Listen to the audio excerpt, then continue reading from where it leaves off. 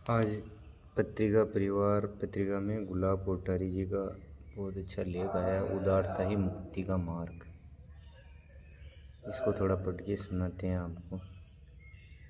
ईश्वर सृष्टि के हर अंश में विद्यमान है, सब में एक ही आत्मा होने से सबको समान भाव से देखना, हर एक में ईश्वर की छवि देख पाना ही शेर तो में उदारता है। जीवन में जहाँ दया करुणा जैसे भाव को महत्वपूर्ण माना गया है, अभ्यंतर ध्यान की अवस्था पर बल दिया गया है, वहीं उदारता को उनसे भी ऊपर की श्रेणी में माना गया है। उदारता का साधारण अर्थ देना है। देना भी केवल अर्थ प्रदान नहीं, शरीर मन बुद्धि और आत्मा किसी भी अंश को किसी अन्य की सहायता के लिए निस्वार्थ खर्च करना उदारता की संज्ञा में आता है। इसमें भावनाओं की मुख्य भूमिका रहती है।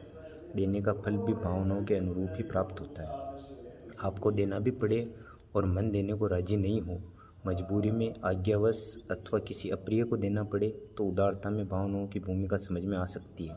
देने के संबंध में स्नातक को गुरु का उपदेश होता है, हिया देयम मिया देयम संविदा देयम, अर्थात लज्जावश देना हो तो देना चाहिए, डर से देना हो तो भी देवो, सोच समझ कर देना हो तो भी देवो, देखा देखी देना हो तब भी देवो।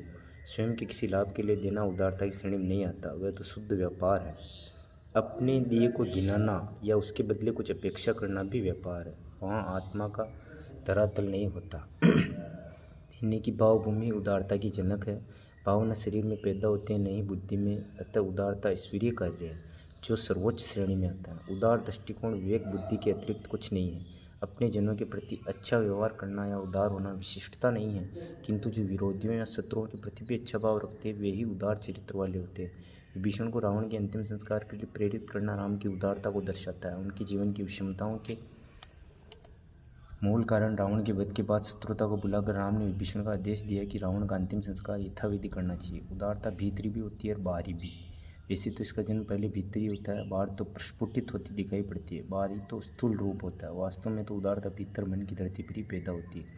जैसे जैसे व्यक्ति जीवन के यथार्थ को समझने लगता है, सृष्टि के साथ स्वयं को देखने लगता है, उसके मन में अन्य प्राणियों के प्रति स्नेह का भाव पैदा होने लगता है। उदारता के मूल में दूसरों के प्रति प्रेम ही मुख्य भाव है। इस प्रेम के कारण ही व्यक्ति उदार बनता है। ममकार अर्थात यह मेरा है, इस भावना का त्याग ही उदारता है। कौरवों और पांडवों के मध्य संघर्ष का मूल धृतराष्ट्र का ममकार भाव ही था। महाभारत युद्ध के आरंभ में संजय से धृतराष्ट्र ने पूछा कि मेरे पुत्रों और पांडु पुत्रों ने क्या किया। यहाँ विवेक शून्य धृतराष्ट्र का पांडु के पुत्रों को पराया मानना उसकी उदारहीनता को दिखाता है।